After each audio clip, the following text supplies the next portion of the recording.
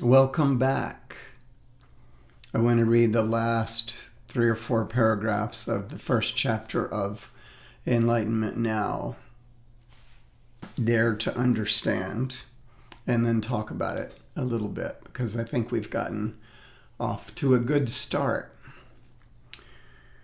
This brings us to another Enlightenment ideal, peace.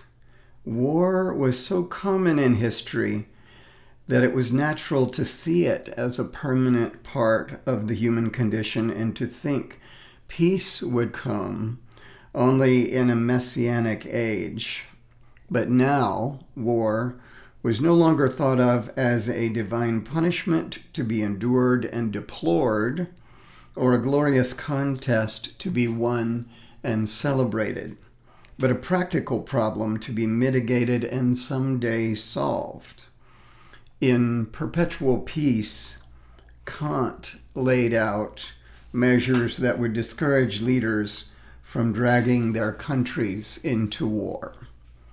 Together with international commerce, he recommended representative republics, what we would call democracies, mutual transparency, norms against conquest and internal interference, freedom of travel and immigration, and a federation of states that would adjudicate disputes between them.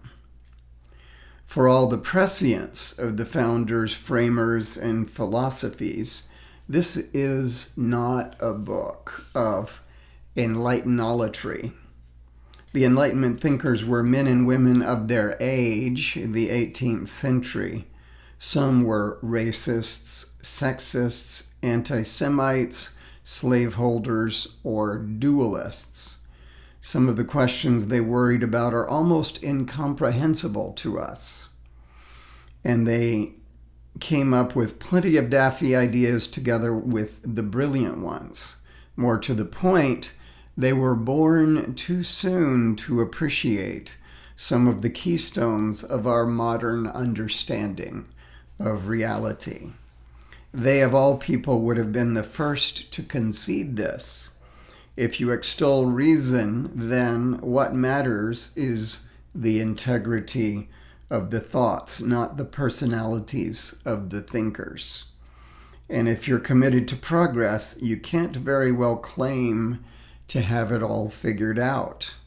It takes nothing away from the Enlightenment thinkers to identify some critical ideas about the human condition and the nature of progress that we know, and they didn't. Those ideas, I suggest, are entropy, evolution, and information. And that is the title of the next chapter, Intro, Evo Info. And I have to say, I found that to be one of the most interesting expositions I've ever read. So I'm really looking forward to going into that with you. Just a reflection on what we just read, and kind of putting it into context and summing up. This whole first chapter has been about exposing those values of reason, science, humanism, and progress, which, as I've said before, and I'm starting to come to grips with myself, are each values that are not necessarily as widely held or accepted as you might think. Reason, for example, seems to be mostly used, if it is used at all, to confirm the biases that we already have, not so much to try to critically think about what might be a real solid answer to a problem that we're facing.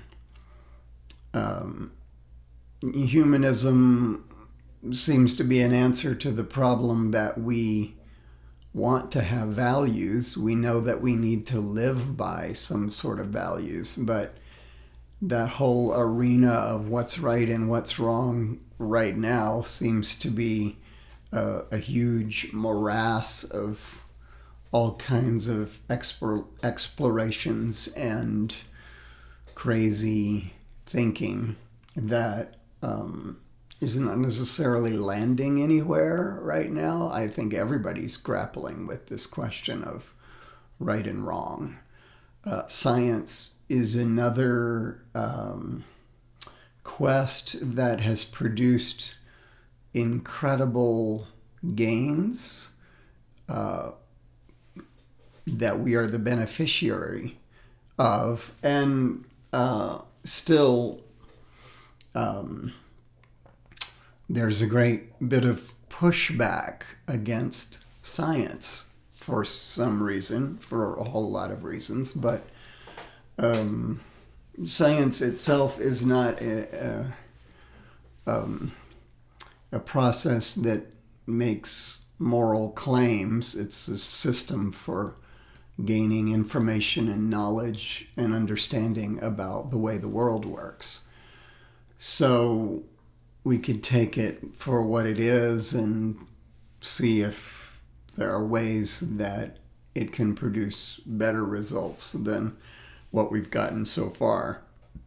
And these various aspects of progress that he talked about in this first chapter, things like how our view of punishment has improved over the last couple of 100 years, how our system of exchange and ways of producing wealth